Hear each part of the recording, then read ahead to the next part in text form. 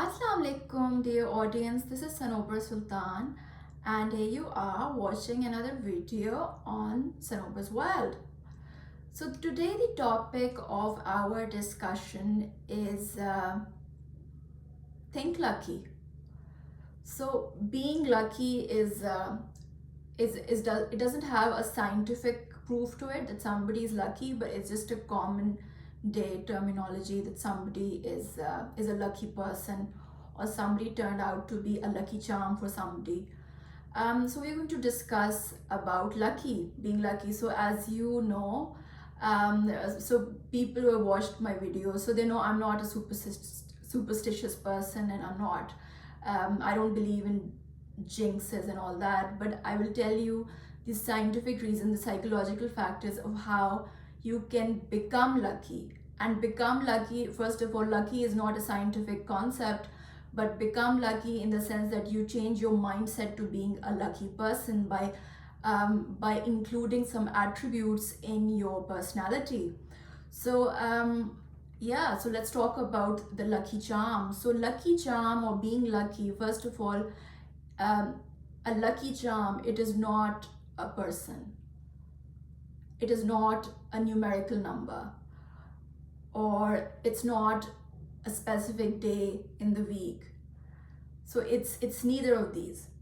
So it's not a person that if I talk to this person in the morning, I'm going to have a good day, or if I take advice of this person before making a decision, it's going to be a good business deal for me. So no, this is not real, and it's not a numerical, any number, and it's not if I make a business deal on a specific week, on a specific day of the week, or any such, if I have a big personal event on a specific day of the week, it's going to be good. So it's not, none of these are lucky charms. Lucky charm is actually a mindset. So we're going to talk about how can you become a lucky person with a lucky mindset. So I'm going to bifurcate. I'm just going to list down to you 4 points of how you can be a lucky person, how you can think of yourself that you're a lucky person. In fact, you're the one who is going to consciously make that effort to put yourself in the bracket of higher probability of successful decision making. But you're going to think that you're actually a lucky person. In fact, you're the one who's going to consciously make that effort by making your mindset into a positive, shifting your mindset to a positive mindset. So the first thing is, what the first point is, opportunists. So people who are lucky, who have a lucky mindset, they are big time opportunists. So they grab on any opportunity they get, because they know opportunity is not something that happens every day. It's just a momentarily, it is just a window. There's just very narrow window which it's going to be there, and then it's not. So you have to grab onto that opportunity, and you can only grab onto that opportunity if you are aware of exactly what's happening around.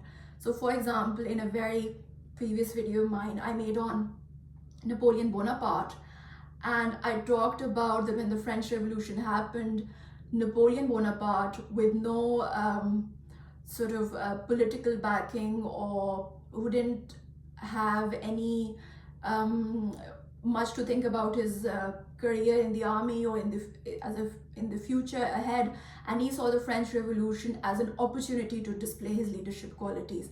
So to grab an opportunity, to find an opportunity, to make an opportunity out of a situation, that's the trick. So people who are lucky, people who think lucky, they are opportunists. They look at an opportunity and they grab it like a hawk. So this could be, for example, other examples could be in terms of your job. For example, somebody who's really good at their job, and for some time they are not going to be available, so you take their position as a substitute and you show your leadership's qualities. So then you're going to be in the limelight and people are going to see how good of a performer you are. So it could be any anything you see an opportunity and you grab it. So that's the first point. The second point, which is related to the first point, is that lucky people with a lucky mindset, they pick on emotional intelligence, they pick on social cues. So they are emotionally intelligent people and they understand social cues. Social cues is you have to, for example, if you're in an environment and you are a subordinate to somebody, and for example your boss, so rather than focusing just on the tasks assigned to you, they pick on the social cues, they pick on the emotional buttons of their boss, and they think, you know what makes him tick, what makes him happy, what makes him angry. So they pick on those social cues, because it's of course with the advancement in the developed world where everything is about AI, you know, artificial intelligence versus man, like are they in competition, and whether people are going to be unemployed in the future because artificial intelligence is going to take over the jobs of human beings.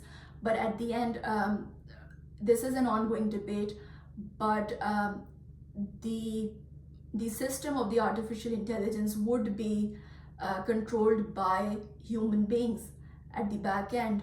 But what robots have not been able to do yet is to pick on social cues of somebody. They can, for example, if you want to assess a human being, you could find out through their body temperature, you can find out are they blushing, are they angry. But social cues is much more than that. So successful people in any enterprise, in any field, they are observant and they pick on social cues. So and another example of social cues is somebody is trying to tell you to just politely tell you, or you are sensing that you're making them angry. So they're going to pick on that social cue, and rather than making that situation aggravate to such a level that the person has to say shut up to you, you pick on that social cue early on and you just take leave. And so you know, these sort of small social cues which take you out of embarrassing situations, or which could turn into embarrassing situations for you.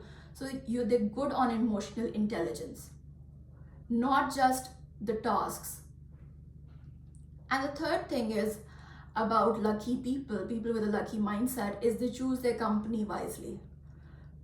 Because you see, you are the company that you choose, you eventually become the company that you choose. And of course, with all the dialogue that is happening, with all the for example, parenting discussions that are happening, that parents have much less influence over their children in today's century as compared to their peers and social media and other social agents. So parents have much less influence. So you have to choose your company wisely, because you are going to become like them. So people with a lucky mindset, people who want to be lucky, they surround themselves with such people who are ambitious, people who are already successful, who they see as a potential, because they're obviously high on emotional intelligence. So they see this person is going to be somebody big. This person is very driven. Let me align myself with them and find out how do they work, what's how do they do their things, what is their personality. For example, in a very rudimentary example could be of students. So somebody is a good student, somebody is a high scorer, so other students want to interact with that high scorer so that they can find out tips like how is he or she doing it. how is his studying pattern different, what are his other behavioral patterns different compared to the other students.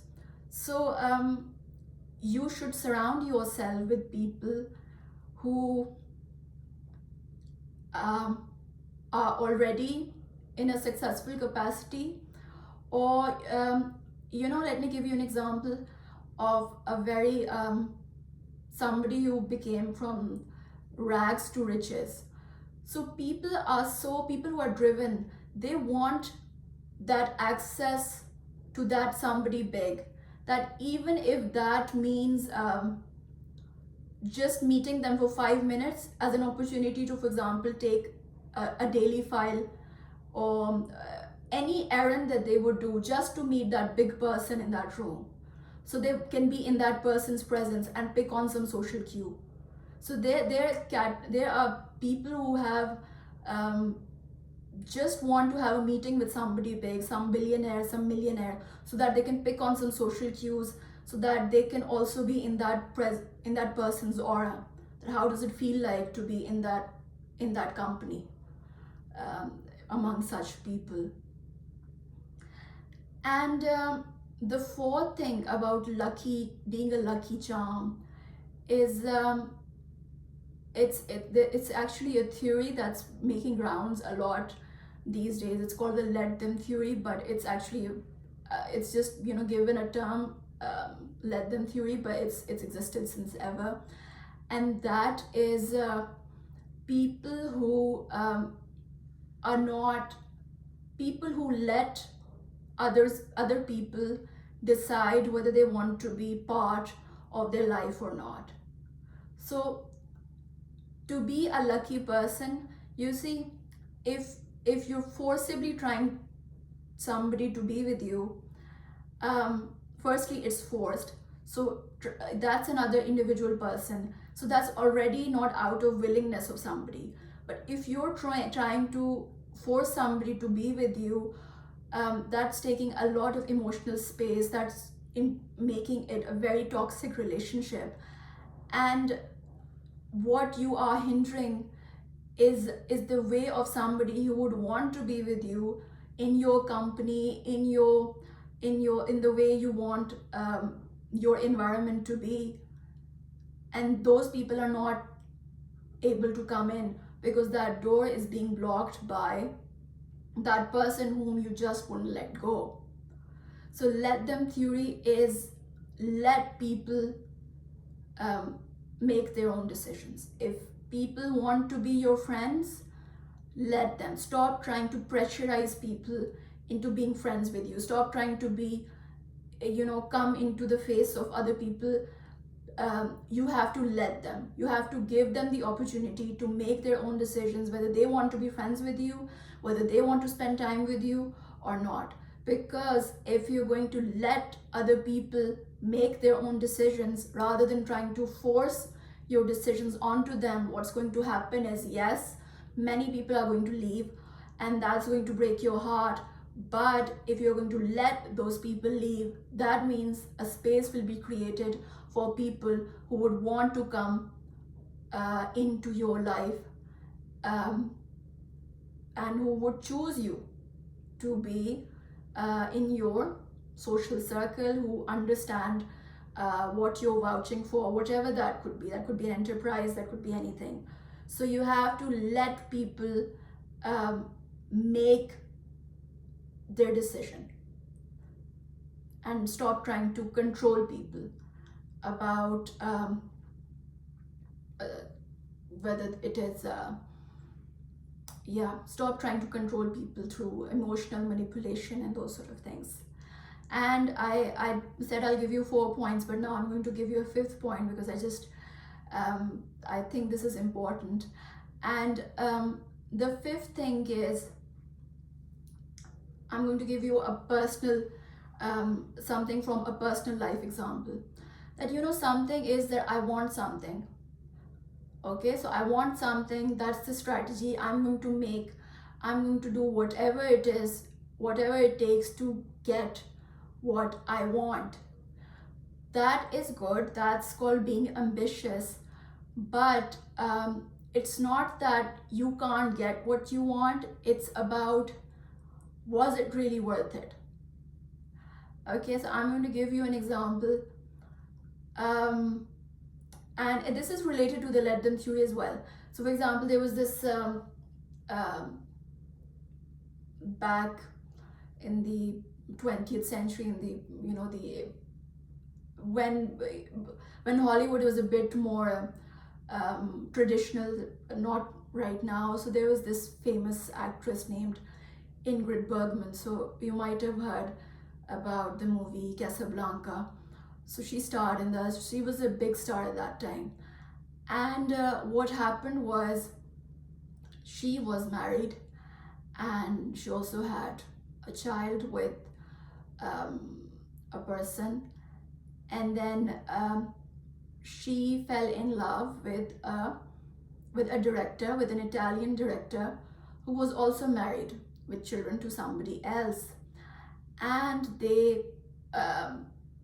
had a torrid romance that became headlines all across the media. So at that time, even Hollywood was a bit traditional, and then the Vatican actually condemned them because that this is not ethically right for a married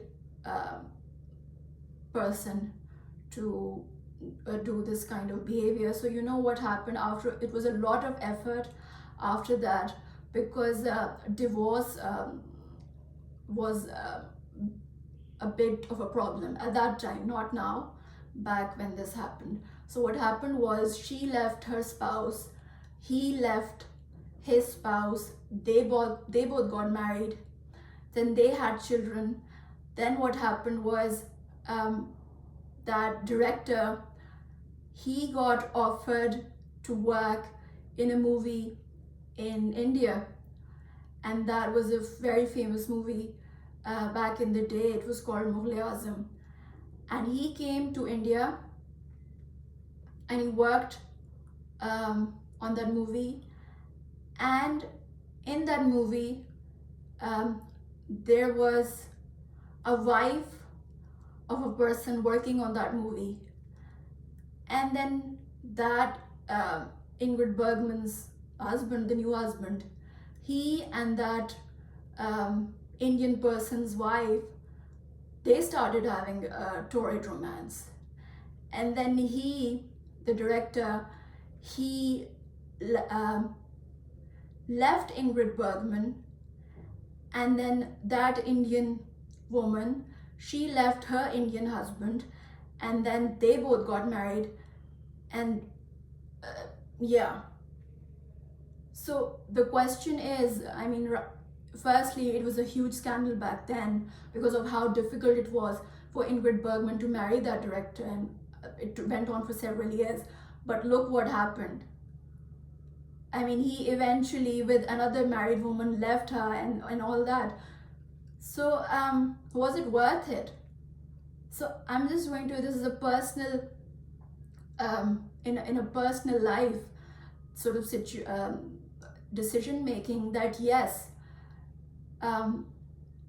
you should go after what you want, but there's a fine line between what you want and restraining yourself to thinking, yes, I want this really bad, but is it, maybe I should jot down some points and think a bit rationally in the long run. So yeah, so there's a fine line between being ambitious about I'll do anything to get what I want, and being being a little bit aware of, is it worth it?